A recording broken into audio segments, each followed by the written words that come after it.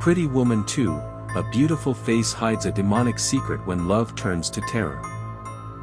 It had been 9 years since Vivian disappeared without a goodbye.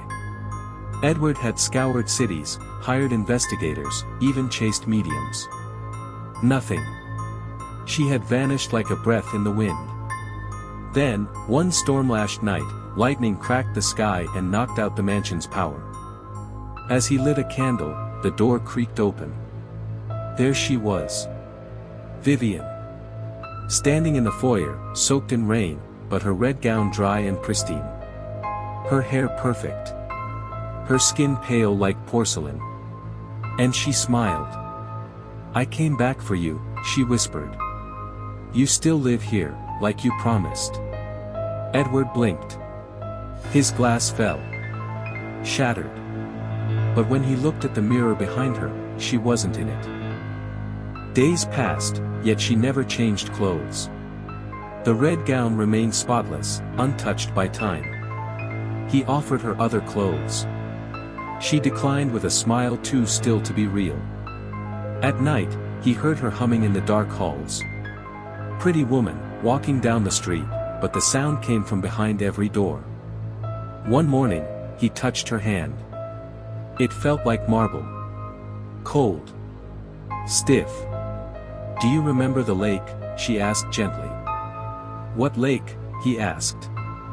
Her eyes darkened. Her lips curled. "The one you drowned me in." He stepped back, confused. His reflection in the mirror flickered. Blood dripped from his image's hands. The guest room she claimed didn't exist. Edward checked every floor plan. It wasn't there. Yet every time he tried to leave the house, he'd black out. Wake up back in that same room, dim, damp, with cracked walls and no door. Vivian sat in the corner, brushing her hair endlessly. She never blinked. "Do you still think I'm pretty?" she asked. He nodded, trembling. Her mouth stretched open, wider than humanly possible, revealing cracked teeth that looked borrowed. "Then kiss me like before."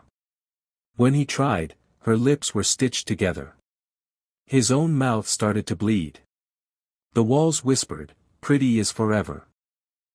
In the attic, Edward found an old VHS labeled "Our Wedding" in Vivian's handwriting. Curiosity battled fear.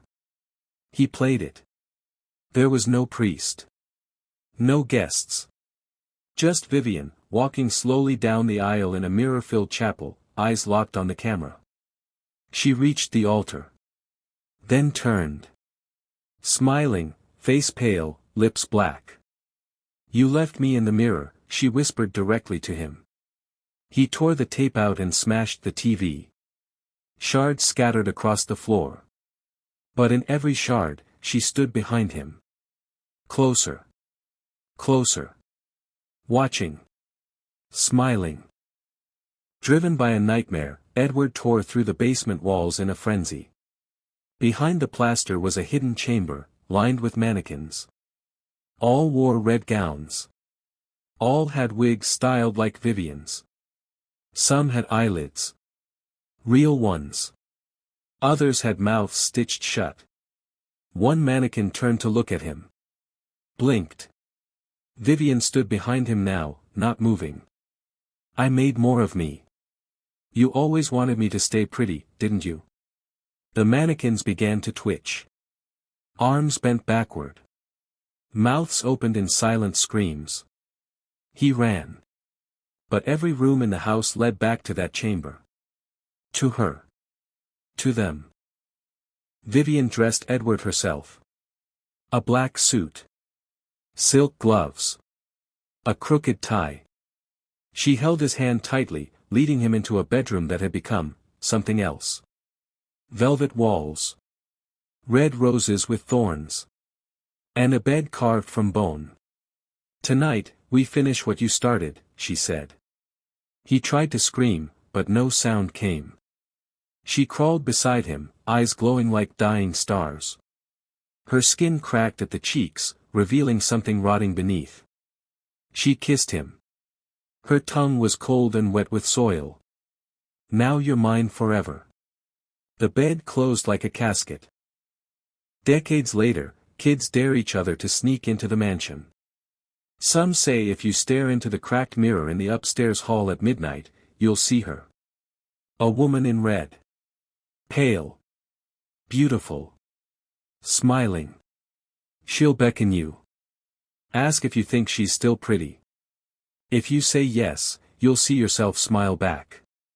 But it won't be your smile. It'll be hers.